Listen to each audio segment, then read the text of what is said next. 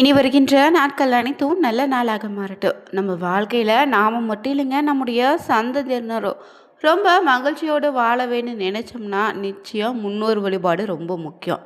அப்படி வருடத்தில் பார்த்திங்கன்னா முக்கியமான 3 அமாவாசைகள் சொல்லுவாங்க. அதில் முதலாவதாக வரக்கூடிய இந்த ஆடி அமாவாசை எப்போது அமையுது? இந்த 2026ஆம் ஆண்டு. இந்த அமாவாசையில் பார்த்திங்கன்னா காகத்திற்கு இந்த திசையில் உணவு வச்சாலே போதும், நிச்சயம் உங்கள் வாழ்க்கை உயரும். மேலும் உங்க குடும்பத்தில் ஏற்படக்கூடிய சுபகாரிய தடைகள் விலக அமாவாசை என்று எந்த முறையில் திதியும் தர்ப்பணமும் கொடுக்கணும், இந்த நாளில் செய்யக்கூடாத சில தவறுகள் என்ன தெரிஞ்சுக்க வீடியோவை கடைசி வரைக்கும் ஸ்கிப் பண்ணாமல் பாருங்கள். மேலும் புதியவராக இருந்தீங்கன்னா சேனலை சப்ஸ்கிரைப் பண்ணிவிட்டு கூடவே இருக்க பெல் பட்டனை கிளிக் பண்ணிக்கோங்க. தனிப்பட்ட முறையில் உங்கள் ஜாதக ரீதியாக ஏற்படக்கூடிய பிரச்சனைக்கு சரியான ஒரு பரிகாரத்திற்கும் வீடியோவில் டிஸ்கிரிப்ஷன் கீழே ஜோதிடர் நம்பர் கொடுத்துருக்கோம். அந்த நம்பருக்கு நீங்கள் கால் பண்ணி தெரிஞ்சுக்கலாம். வாங்க வீடியோ பதிவுக்குள்ளே போகலாம். பொதுவாகவே அமாவாசைனாலே முன்னோர்களை வழிபடுவதற்குரிய நாளுங்க.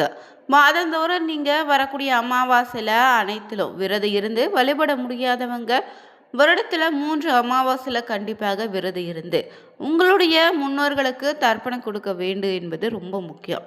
அப்படி முக்கியமான அமாவாசையில் இந்த ஆடி அமாவாசையில் விரதம் இருந்து முன்னோர்களை வழிபட்டிங்கன்னா சில வழிமுறைகளும் இருக்குது. இந்த ஆடி அமாவாசையில் விரதம் கடைப்பிடிப்பது மட்டும் இல்லைங்க, காகத்திற்கு உணவு வைப்பதற்கு முன்னாடி சில முறை இருக்கா.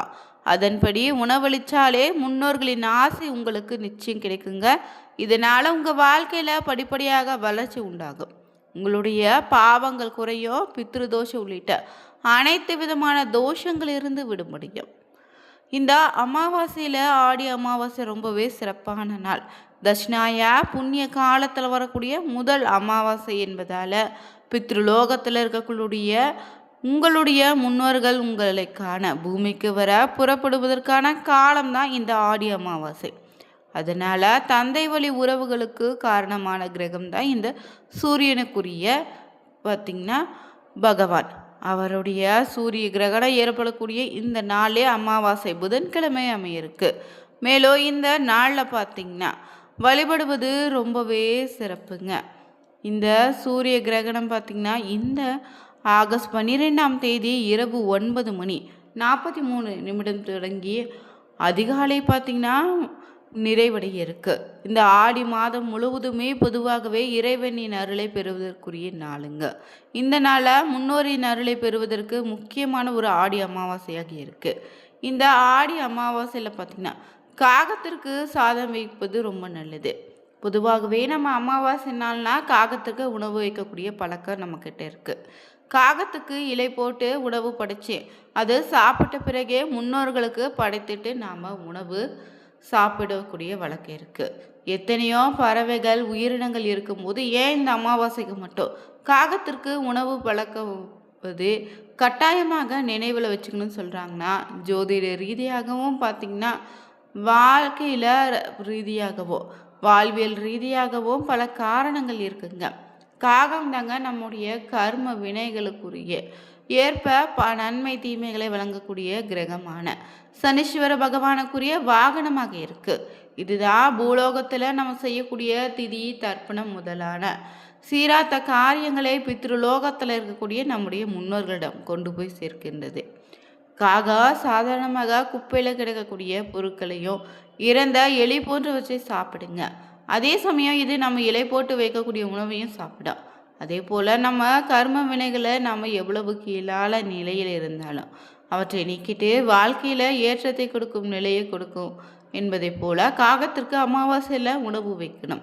மேலும் அமாவாசை என்று முன்னோர்கள் சனீஸ்வர வாகனமான காகத்தின் வடிவில் நம்ம படைக்கக்கூடிய உணவை நம்முடைய முன்னோர்கள் சாப்பிடுவதாக ஐதீகமாக சொல்லுவாங்க.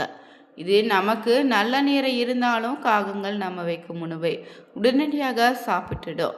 ஒருவேளை நமக்கு நேரம் சரியில்லை, கெட்ட கர்மாக்கள் அதிகம் இருந்தாலும் காகங்கள் சற்று யோசித்து தான் தாமதமாக தான் உணவை எடுத்துக்குங்க. சில நேரங்களில் காகம் நம்ம வைக்கக்கூடிய உணவை சாப்பிடாமல் செல்வதும் கூட இருக்குது.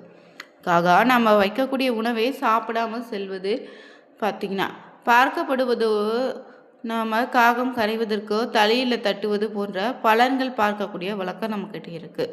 நம்முடைய முன்னோர்கள் காகங்கள் வழியாக சில விஷயங்களை நமக்கு உணர்த்திருக்காங்க. அது மட்டும் இல்லைங்க, ஆடி அமாவாசை என்று நீங்கள் செய்யக்கூடிய இந்த சமையலில் வாழைக்காய் கண்டிப்பாக இருக்கணும். குறிப்பாக முன்னோர்களுக்கு விருப்பமான உணவுகளை இந்த நாளில் செய்து படையலிட்டு வழிபடுவது நல்லது. அப்படி நீங்கள் முன்னோர்களுக்கு விருப்பமான உணவுகள் வாழைக்காய், நெய் கலந்த சாதத்தை காகத்திற்கு வைத்தா முன்னோர்களின் ஆசை நிச்சயம் உங்களுக்கு கிடைக்கும். அதுவும் சூரியனை சாட்சியாக வச்சு உச்சி பொழுதுல காகத்திற்கு உணவளிக்க வேண்டுங்க. அப்படி அளித்தாலே உங்கள் வாழ்க்கையில் படிப்படியான ஒரு முன்னேற்றம் உண்டாகும். காக்கைக்கு போல பேர் பார்த்தீங்கன்னா சனிக்கிழமை தோறும் கட்டாயம் சாப்பாடு வச்சுட்டு சாப்பிடுவேங்க. இல்லை தினமும் வைப்புங்க கூட இருப்பீங்க. இதில் அமாவாசை என்று கட்டாயம் சாப்பாடு வைக்கணுங்க. சிலர் பரிகாரத்திற்காகவோ முன்னோர்கள் வழிபாட்டுகளுக்காகவோ இந்த சாப்பாடு வைப்பீங்க. அப்படியே பொதுவாக நீங்கள் காகத்திற்கு சாதம் வச்சவுடன் காக்கான்னு அழைச்சாலே அது பார்த்திங்கன்னா கூட்டத்தோடு வந்து சாப்பிட ஆரம்பிக்கும். சில சமயம் முன்னோர்கள்னு சொல்லக்கூடிய தினசரி வீட்டில் வந்து உணவுக்காக காத்திருக்கக்கூடிய காகமும் நீங்கள் பார்த்துருப்பீங்க. ஆனால் இதுவே சில சமயத்தில் சாப்பாடு வச்சுட்டு எவ்வளவுதான் சத்தமாக கத்தி கூப்பிட்டாலும் காகம் வருவதில்லை.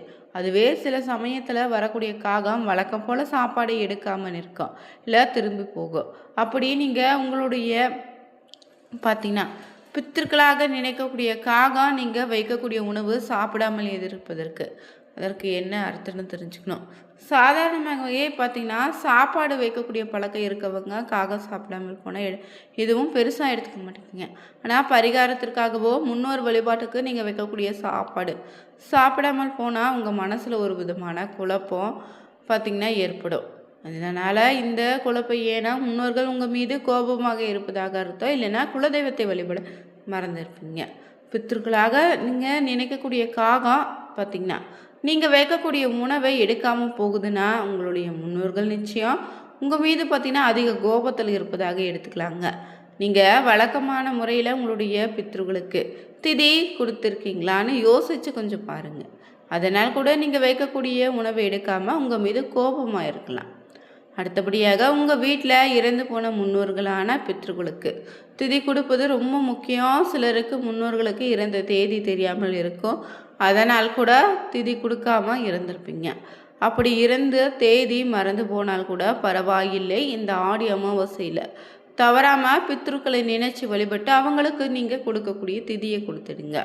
அப்படி நீங்கள் திதி கொடுக்க தவறினால் கூட காகம் நீங்கள் வைக்கக்கூடிய சாதத்தை எடுக்காது. மேலும் நிறைய பேருக்கு பார்த்திங்கன்னா இந்த நாளில் அவங்களுடைய குலதெய்வம் எதுன்னே தெரியாமல் இருக்கும். நீங்கள் செய்யக்கூடிய எல்லா பாவத்தை விட உங்கள் குலதெய்வத்தை நீங்கள் மறக்கக்கூடிய பாவம் தாங்க. அதே ஒருபோதும் உங்கள் குலதெய்வம் இருக்காது, மற்ற தெய்வங்களும் மன்னிக்க போவதில்லைங்க. முதல்ல பரிகாரம் செய்வது நல்லது. தொடர்ந்து உங்கள் குலதெய்வ கோவிலுக்கு சென்று 11 வாரங்களுக்கு நல்ல நீல தீபம் ஏற்றி இதுவரை உன்னை வந்து பார்க்காமல் தவறிவிட்டேன்னு மன்னித்து விடுன்னு மனதார வேண்டிக்கோங்க. தவறாமல் இந்த ஆடி அமாவாசையில் உங்கள் குலதெய்வ கோவிலுக்கு சென்று வழிபட்டு வாங்க, நல்லதுங்க. மேலும் இந்த ஆண்டு புதன்கிழமை தாங்க அமைய இருக்கு இந்த ஆடி அமாவாசை. இந்த நாளில் என்னென்ன விஷயங்கள் செய்யலாம், எவற்றையெல்லாம் கண்டிப்பாக தவிர்க்க வேண்டும்னு தெரிஞ்சுக்கொள்வது ரொம்ப நல்லதுங்க. இந்த ஆடி அமாவாசையில் பார்த்திங்கன்னா அதிகாலை எழுந்து புனித நதிகளில் நீராடிய சூரிய உதயத்துக்கு பிறகு முன்னோர்களுக்கு தர்ப்பணம் கொடுக்கணும்.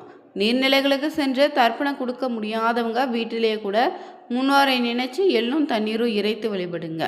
முன்னோர்களுக்கு பிடித்தமான சைவ உணவுகளை சமைத்து படையல் இடுங்க. காகத்திற்கு உணவு வச்சுட்டு யாராவது ஒருவருக்கு இந்த நாளில் அன்னதானம் வழங்கிய பிறகு விரதம் இருப்பவங்க குடும்பத்தில் இருக்கக்கூடிய மற்றவங்களும் உணவு சாப்பிடுங்க. உங்களால் முடிந்த அளவு யாருக்காவது இந்த நாளில் அன்னதானம் அந்தணர்களுக்கு உணவு சாப்பிட கொடுக்கலாம். மேலும் இந்த நாளில் முடிந்த அளவு யாருக்காவது பார்த்திங்கன்னா பசுவுக்கு அகத்திக்கீரை, வாழைப்பழம் போன்றவற்றை கொடுக்கலாங்க. மாலை நேரத்தில் விநாயகர் இல்லைன்னா சிவன் கோவிலுக்கு சென்று நல்லெண்ணெய் தீபம் ஏற்றி வழிபடுங்க. கோவிலுக்கு செல்ல முடியாதவங்க இந்த அமாவாசை என்று வீட்டிலேயே முன்னோரை நினைச்சு வழிபடலாம். மேலும் இந்த ஆடி அமாவாசையில் முக்கியமாக தவிர்க்க வேண்டிய சில விஷயங்கள் என்னென்னா, அசைவம் சாப்பிடக்கூடாது. தர்ப்பணம் சீராத்த கால சமையலில் பூண்டு, வெங்காயம், தக்காளி போன்றவற்றை தவிர்க்கணும். ஆடி அமாவாசை என்று முடிவெட்டுதல், நுகச்சுவரம் செய்யாதீங்க, நகம் வெட்டாதீங்க, எண்ணெய் தேய்த்து தலைக்கும் குளிக்காதீங்க. கோபம், பதற்றம் போன்றவற்றை தவிர்த்து முடிந்தவரை அமைதியாக இருக்க பாருங்க. மேலும் இந்த நாளில் வாசலில் கோலம் போடக்கூடாது. சுமங்கலி பெண்கள் தர்ப்பணம் செய்யக்கூடாது. அதற்கு பதிலாக இறந்து போன தன்னுடைய தாய் தந்தை மாமனார் மாமியாரின் நினைவாக கோவிலில் வழிபாடு செய்து உணவும் தண்ணீர் உடை போன்றவற்றை தானமாக கொடுக்கலாம். இந்த வீடியோ பதிவு பிடிச்சிருந்தா ஓம் நமச்சிவாயா போற்றின்னு 3 முறை கமெண்ட் பண்ணிவிட்டு சேனலை சப்ஸ்கிரைப் பண்ணிக்கோங்க. Thank you viewers.